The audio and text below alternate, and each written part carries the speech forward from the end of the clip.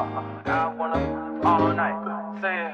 I wanna all night. Hello, stranger. It's been a minute since we last kicked it. And by the way, Welcome back, Playhouse Gang. I'm Nyla. And I'm Sloane. And this is the Hidden Tea Podcast. Because as Summer Sprite, the secrets never stay quiet. Before we get started, make sure you like, share, comment, and subscribe. And hit that bell. And if you want the real exclusives, early episode drops, behind the scenes content, and updates before anyone else, go over to patreon.com/KTaPlayhouse. Thank you guys for engaging in the poll this week. The result were... Wait. Y'all asses didn't engage in the poll this week, so let's dive into the recap. It's so much to unpack in this episode, viewers. Y'all might as well get your drink and popcorn ready because, whew. No, like seriously. This episode picks up where it left off, and boom, the gunshot. Mrs. Rivers jumps up out of her sleep because she hears a gunshot, and she runs outside to see her son laying on the pavement in front of her house. I just know Mrs. Rivers is a mess because you literally just cussed your son out and told him to get the fuck off your porch. Now he laying dead in front of your house. I would just like to point out that Kane is a dirty motherfucker because out of all places, why shoot him in front of his mama house? Maybe to send a message that she's next if Big Red doesn't lay low. Who knows? But then the camera pans to Rocky House. The cast just got done wrapping up Rocky's music video. Kirk, Rocky, Jew, Samaje, Rico, Amani, Diamond, Yasmin, and Jayla, and Camellia are there. And in comes Shane. After he just got done murdering Shane Rivers, he walks in like nothing has happened and everything is fine. Kurt presses him on where he has been because nobody has seen Kane since the night of the party. Rocky chimes in as well because it's like, sir, where have you been? Shane got so much shit going on. He may or may not have a baby on the way. Big Red taking over his blocks. He's out here killing people. Like, sir, please get it together. Mind you, we're only 4 episodes in, sis, and he got all this going on. But nonetheless, Kane tells them he had to take a quick flight out of town to handle something for his mother, which his ass is lying. But it's like, okay, Kane, sure you did. Kirk follows up with, well, you should tell me or Rocky where you're going next time. And Kane basically tells him he didn't know he had to report back to him and for Kirk to relax. But I'm not gonna lie. I don't think Kane should have to report back to either one of them. He is a grown-ass man.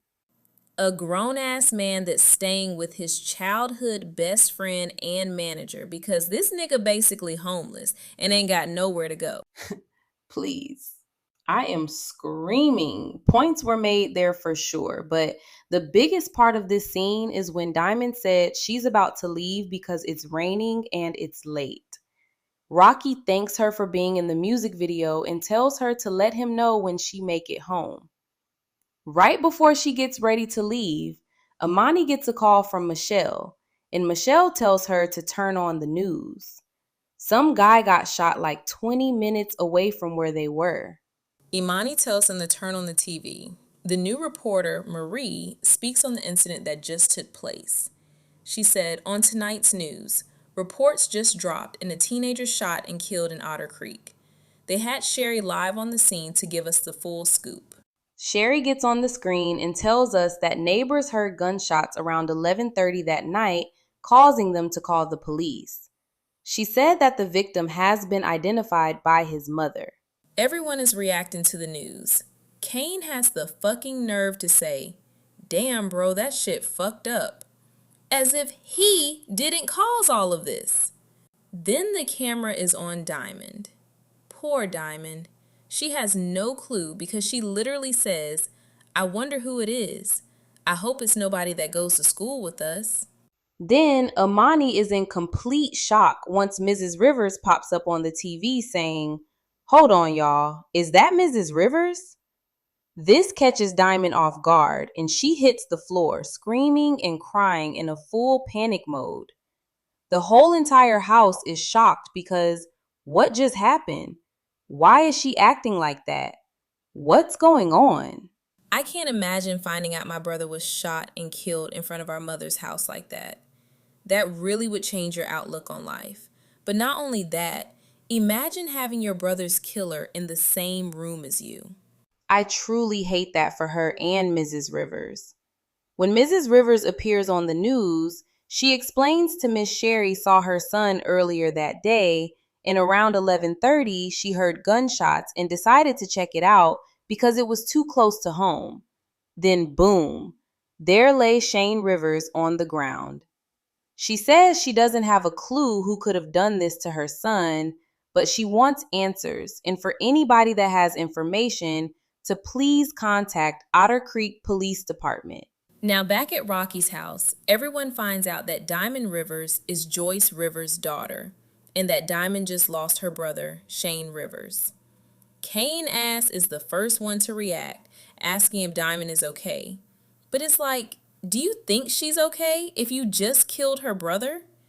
Ugh, making me mad just talking about it. Imani reassures Diamond that they wouldn't have treated her any kind of way, and did she need her to take her home? Everyone is finding out about Shane Rivers' murder. Next, Big Red and Reg.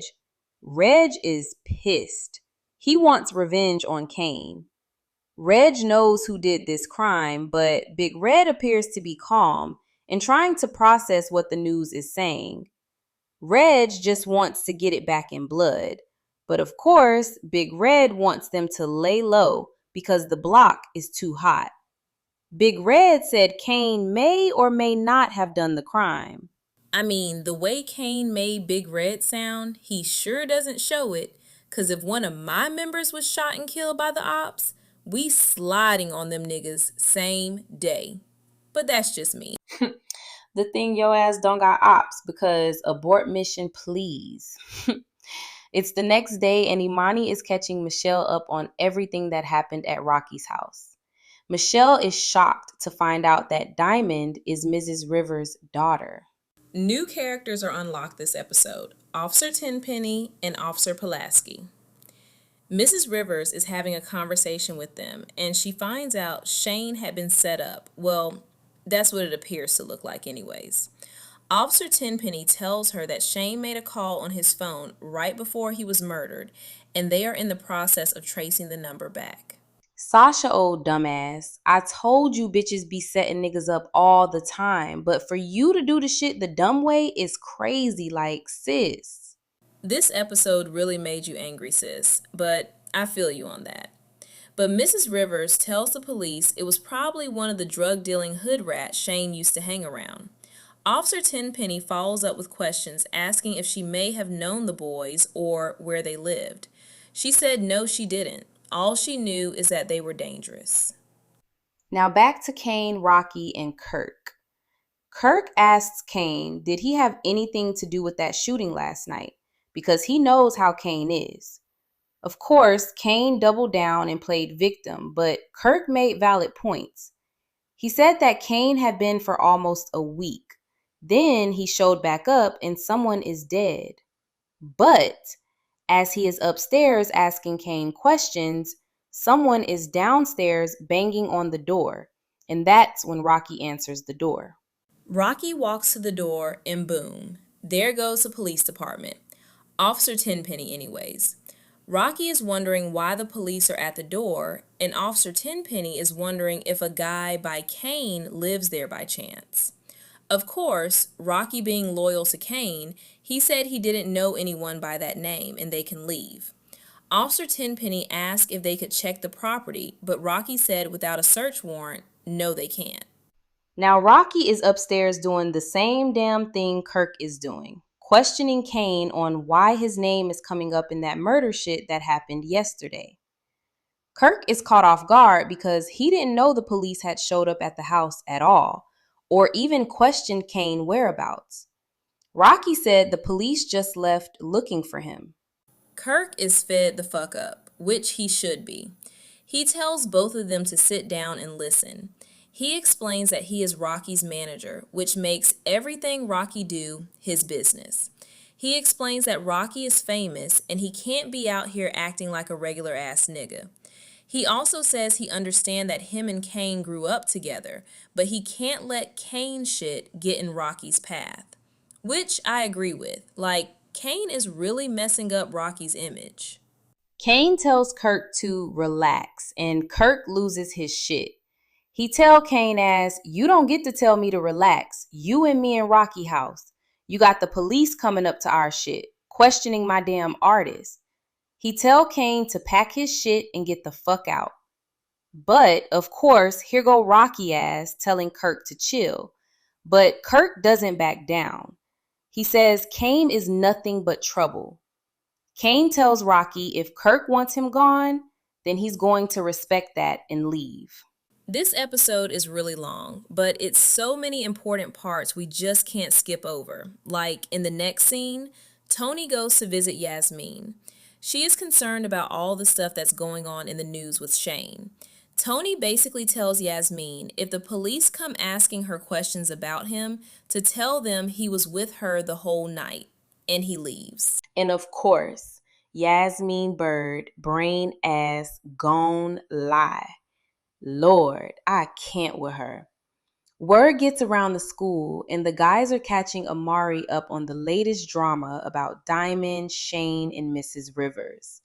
Meanwhile, Imani and Michelle are headed to check on Pixie because she's been MIA for the past couple days. The girls go upstairs to check on Pixie, and they find out the reason she hasn't been going to school is because she's pregnant. Imani questions if she knows who her baby father is, and she says yes, it happened at the back-to-school party. But she doesn't know if she wants to keep the baby because she doesn't know him like that. And Pixie hasn't even talked to the baby father about her being pregnant. Michelle offers to take her to the doctor so they can get a real test done and give her options about what to do. Imani tells the girl she has to go to see her mom and her baby girl for the weekend, and she'll be back either Sunday or Monday. But nobody else knows about Imani having a child other than Michelle because they are cousins.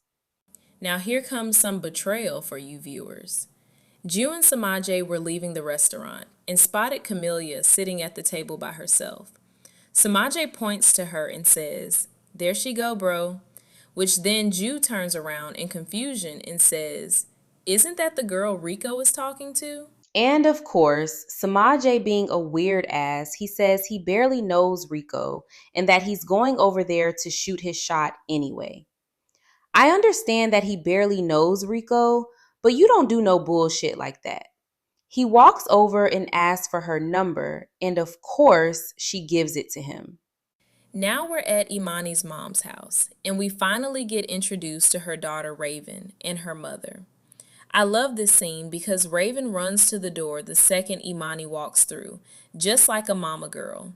Imani and her mother are basically catching up about the shooting that happened, and Imani's mother is worried because she did not send her child to that school for all that to be happening, especially on the first week. Imani gets a text from Rocky saying, "Turn on the channel 7." And boom, the music video. It was so dope. I loved it. I loved it as well. Kirk and Rocky did good for that to be his first music video. Now the ending scene once again had my mouth on the floor. Michelle and Pixie are at the clinic in the waiting area waiting to be seen. The doctor calls Pixie to the back. Then the camera pans to the airport. Then you see Sasha walking through TSA. But before she can even get through the gates all the way, she is met on the other side with Officer Tenpenny, the news, and more police. Officer Tenpenny tells Sasha, "Sasha Brown, you are arrested for the murder of Shane Rivers." Then boom, black screen. Whew, I think it's only fair that Sasha gets arrested, but not for the murder, but for setting Shane Rivers up to get killed. It's literally the same thing. Without her doing that, Shane would still be alive. I don't know, man. I think Kane would have done it either way. Well, that's the poll for tonight's episode. Do you think Shane Rivers would still be alive if Sasha had not set him up? Head over to patreon.com/KToPlayhouse and vote on the poll right now. And if you want exclusive content, early drops, behind the scenes tea, and insider updates, join the Tier Playhouse gang. Don't forget to like, share, comment, subscribe, and hit that bell. See y'all next Monday for the next recap.